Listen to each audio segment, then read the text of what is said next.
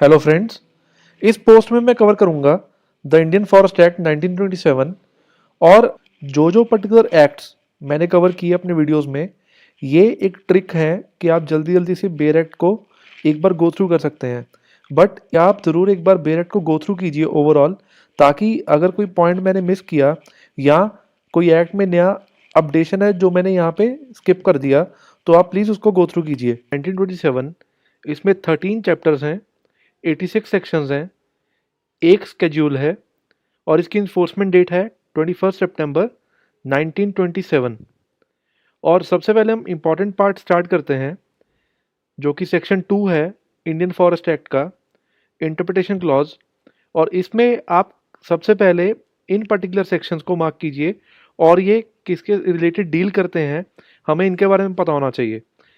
और जो सेक्शन 3, 4 और 5 तीनों की हेडिंग्स बहुत इंपॉर्टेंट हैं। सेक्शन 3 में power to reserve forest state government, notification by state government, bar of accrual of forest rights, तीनों की हेडिंग्स इंपॉर्टेंट है। सेक्शन नंबर 8 की हेडिंग इंपॉर्टेंट है, powers of forest settlement officers. Next देखते हैं सेक्शन 9 के बाद section 10। Section 10 treatment of claims relating to practice of shifting cultivation. तो यहाँ पे आप ध्यान रखिए, it is a statement recorded by forest settlement officer. Section 11, power to acquire land over which right is claimed, forest settlement officer shall pass an order admitting or rejecting the same in whole or in part. Section 12 और 13, order on claims and record to be made by foreign settlement officer. तो आप यहाँ पे बेरेक्ट में mark कीजिए forest settlement officer, ताकि आप section wise ये जान पाएँ कहाँ पे स्टेट गवर्नमेंट का रोल है, कहाँ पे फॉरेस्ट सेटलमेंट ऑफिसर का रोल है। तो आप इन वर्ड्स को बेरेक्ट में मार्क कीजिए, आपको याद करना बहुत आसान रहेगा। सेक्शन 15 और 16 फॉरेस्ट सेटलमेंट ऑफिसर। सेक्शन 17 का हेडिंग भी इंपॉर्टेंट है और उसका कंटेंट भी इंपॉर्टेंट है, that it deals regarding appeal from order passed. तो यहाँ पे आप नोट कर सकते हैं within 3 months from the date of order passed. Section 18 or 19, likewise Section 17. These two sections are very important. Appeal in writing. Other part being Section 19. जब हम pleaders की बात करते हैं, the state government or any person who has made a claim under this act. तो आप इसको यहाँ पे नोट कीजिए ताकि आपको बार बार सेक्शंस रीड ना करने पड़े। Section 20, notification declaring forest reserved. It is by state government. Section number 22, power to revise arrangement made under section 15 और section 18 by state government। और सबसे इंपॉर्टेंट बात यहाँ पे ये है पीरियड के रिगार्डिंग, विद इन 5 years।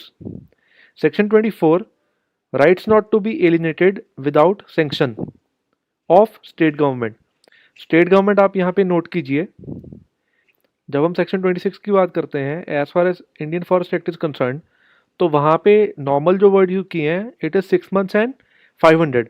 और जब हम हिमाचल की बात करेंगे तो वहाँ पे अगर हम एक्ट प्रोहिबिटेड इन सच फॉरेस्ट और हम किसी भी तरह की पेनल्टी या इम्प्रिजनमेंट की बात करते हैं, तो 6 months की जगह पे 2 years है और जो फाइन 500 था उसकी जगह पे 5000 है।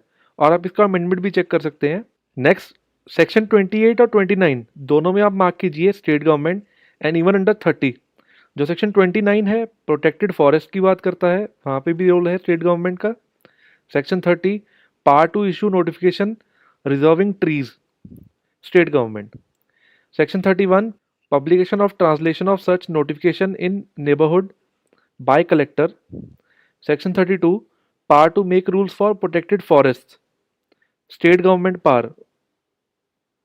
सेक्शन 33 की हेडिंग भी बहुत इंपॉर्टेंट है और यहाँ पे बताना चाहूँगा जो सेक्शन 33 की पेनल्टीज़ हैं आप एक बार उनको ज़रूर गो थ्रू कीजिए। Next section 35, protection of forest for special purposes, state government. तो आप इस जो ये इंडियन फॉरेस्ट एक्ट है, इस चीज़ में एक चीज़ का ध्यान रखना, जब भी हम जुडिशियल या किसी भी अलाइड एग्जाम्स की बात करते हैं, as far as objective part is concern, तो उस केस में आपको जो ये पर्टिकुलर स्टेट गवर्नमेंट का रोल कहाँ पे है, फॉरेस्ट सेटलमेंट ऑफिसर का रोल कहाँ पे है, कलेक्टर का रोल कहाँ पे है, तो आप इसकी एक लिस्ट बना सकते हैं।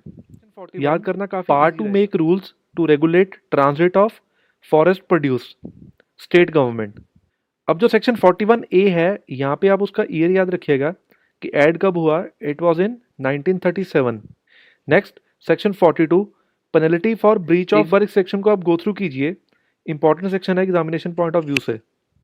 फ्रेंड्स, आप इस वीडियो को एक दो बार देखिए, कम से कम टाइम में आपकी जल्द ही प्रिपरेशन हो जाएगी और आपको एक ओवरव्यू मिल पाएगा बेयर एक्ट के रिगार्डिंग।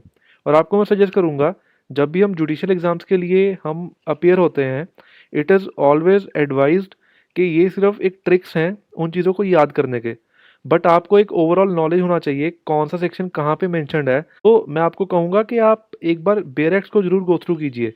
फ्रेंड्स, अगर आपको ये चैनल अच्छा लगा तो आप मेरे चैनल को सब्सक्राइब कीजिए और साथ ही में बेल आइकन क्लिक करना ना भूलें, ताकि जब भी मैं कोई नया वीडियो पोस्ट करता हूँ आपको साथ के साथ अपडेट मिल पाए।